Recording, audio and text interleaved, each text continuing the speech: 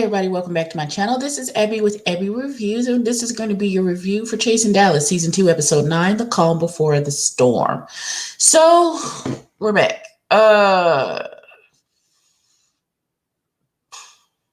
So we're back with Ariel, Reese, and Kay sitting there at the table. They're still conversating. That is not even a word. Oh, God. About the fight. And who said what to whom, and who did what, and what was what, and child, still. Now, Ariel says she's on the fence. Oh, God, I'm going to have to redo this last. Okay.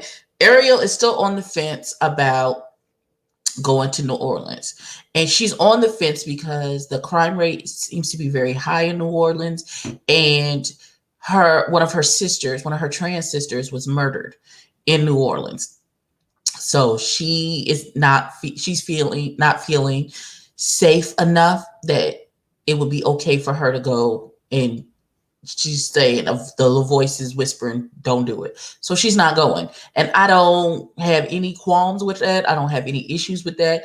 If the still calm voice that speaks to you about shit says don't go, then don't go. And I don't have no problems with that. Whatever you feel that you need for your safety, then that's what you do. And if anybody got a problem with it, fuck them. Then listen, you got one life to live, and we need you to be here to live it. Point blank, period, the end. So we're back to slandering Antonio. So let's listen.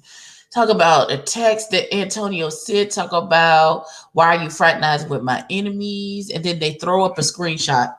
Hold on, because before they explain what happened with this screenshot, he says Antonio sent him a text message saying, why are you fraternizing with my enemies?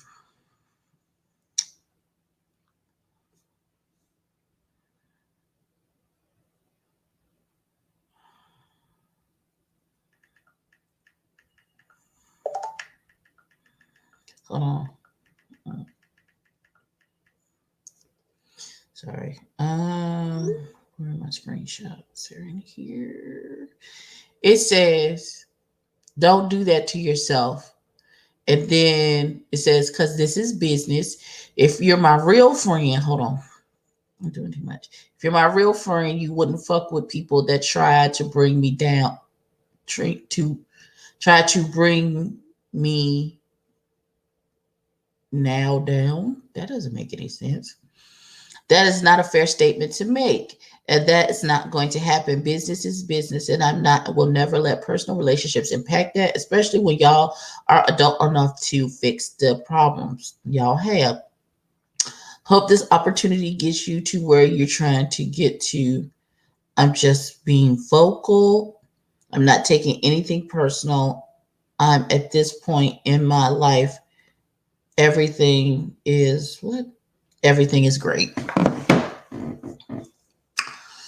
Now, I don't know where the why you fraternizing with my enemies would have fit into this conversation. Maybe at the top. I don't know. But it's not here. And then Reese says, and he shows the screenshot where it says Reese G, the sender, removed a message. And he said that Antonio took the message back.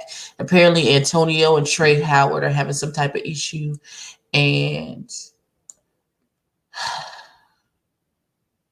there's a lot of conversations about people going through each other's phones and their text messages and conversations. Why is all of this Why?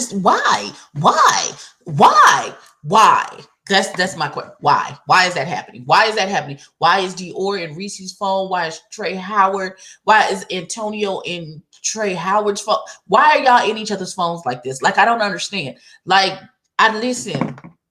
My brother, I will occasionally be like, look at this shit. But that's it. There is no like, oh, I'm scrolling through your phone and your messages and all that other shit. That, like, I don't know. No. Why is this happening?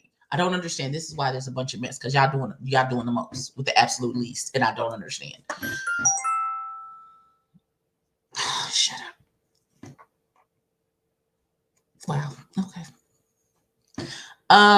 So we get to Amani Van Samp, who is again trying to shoot bail to Trey Womack about this fight. He started the fight. He's the reason there was a fight because he is the catalyst for this whole situation. He was the one who said he was going to smack the shit out of Trey Howard to begin with. If he had never said that, then Trey Howard and Dior wouldn't have came on go when they got there. There wouldn't have been no problem. If a threat had been made beforehand, then nobody would have been on. Well, no, I stay on ready, so.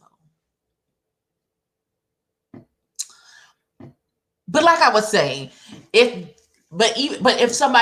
there's a threat out there, oh, when I see her, I'm gonna smack the shit out of her. So when I get there, huh? What you said? You gonna do what to who? Here's my face. What happened, girl? What you said? I'm gonna bring that energy to the situation because you said beforehand that you was gonna smack my face when you saw it. Well, here's my face, sis. What happened? You feeling froggy, bitch? What happened? What's going on? What happened? What you said? No, because what you said was you was gonna smack me. So what happened? What? Hey?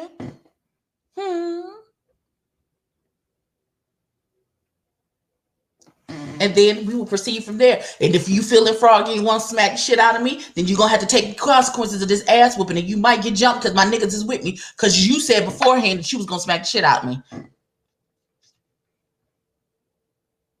So you was talking all that shit. What happened, girl? What happened, girl? What happened, girl? Girl, what happened? Girl, what happened? What's happened? What you said? What's going on? So again, Imani Van Zant, wrong as usual. Let me be very clear. How you gonna say?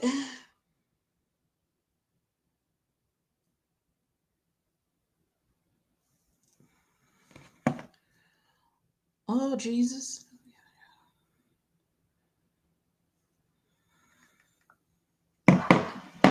Lord, the coronavirus is getting everybody. Okay, so I have to give me a second. My feet done got cold.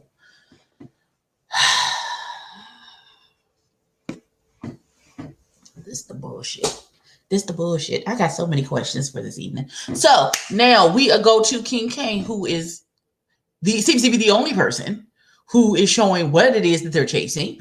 But again, we see King Kane on the move, on a job. He's styling an artist for a photo shoot. And it seemed like a really grungy situation that seems right along King Kane's vein.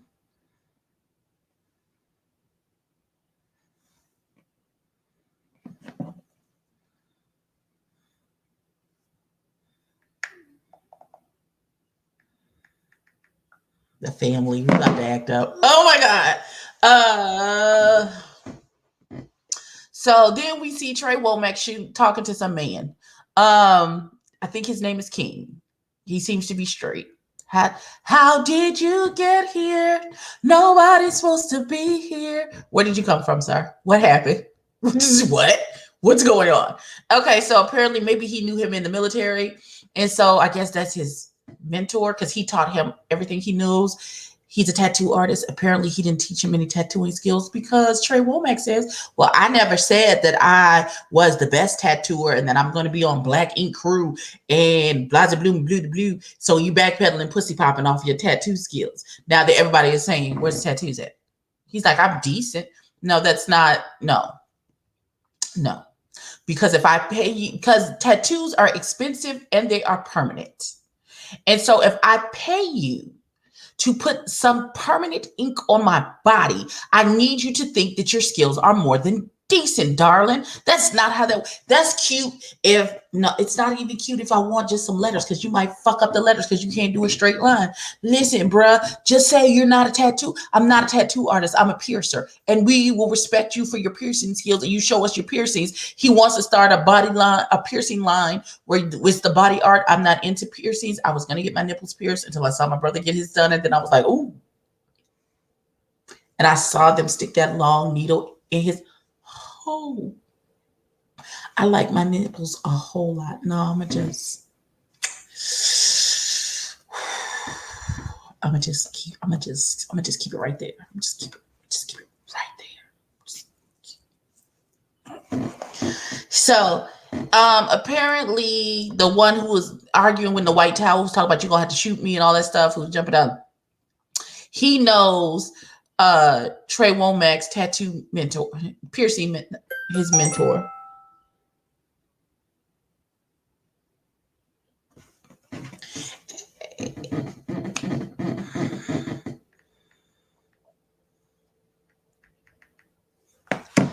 Okay. Okay. So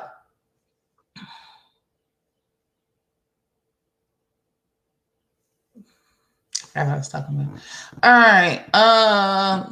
Okay. He's talking to his mentor about a body piercing line.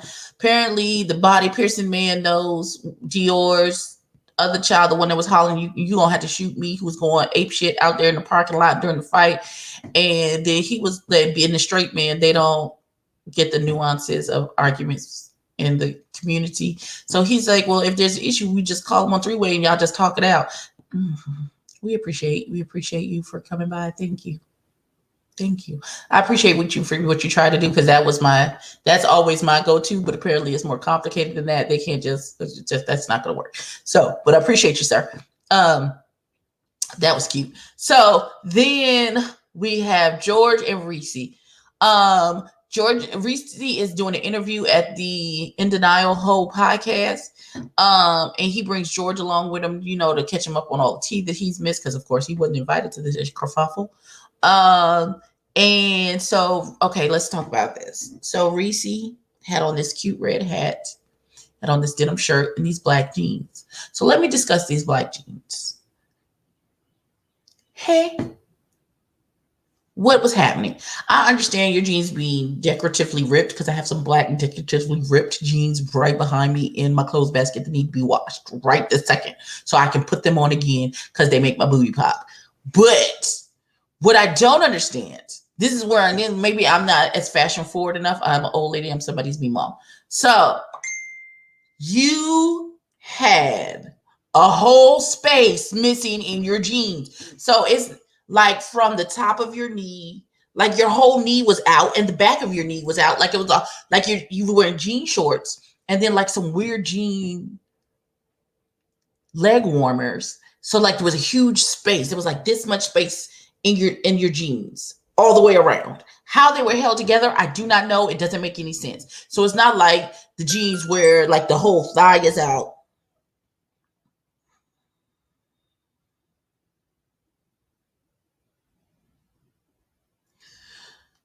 Coronavirus. Okay, so,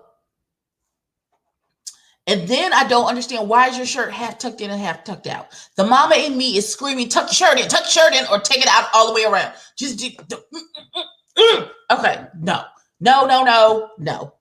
Reese, I love you with all the fibers in my being, and this a lot because I'm a big girl. No, tuck your shirt in. Tuck your shirt in. Okay, and then he goes on to the whole cast. It's the whole cast.